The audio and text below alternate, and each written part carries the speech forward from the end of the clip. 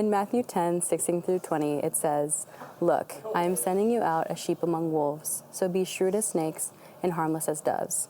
But beware, for you will be handed over to the courts and will be flogged with whips in the synagogues.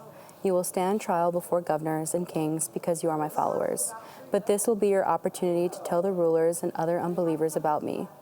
When you are arrested, don't worry about how to respond or what to say. God will give you the right words at the right time. For it is not you who will be speaking, it will be the Spirit of your Father speaking through you."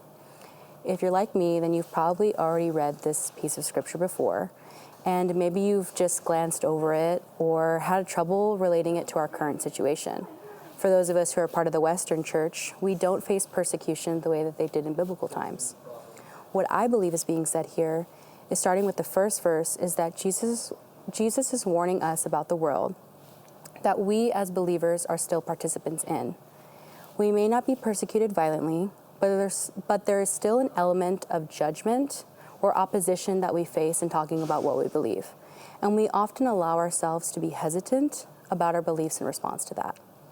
Again, Jesus is warning us to pay close attention to those that we allow in our lives closest to us, to be shrewd as snakes for our own protection, but also so we don't get caught up in the ways of the world that could lead us to destruction. But what Jesus is not doing is calling us to live completely separate from the rest of the world. This is also a call to infiltrate carefully and lovingly. The idea of being harmless as doves is not an assignment to be a passive participant in our society, but an active command to show radical kindness against the world's opposition.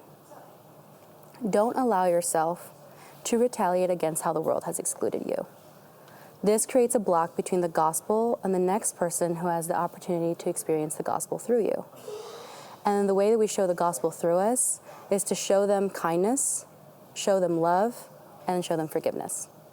My name is Celeste, and thank you for listening to my short sermon.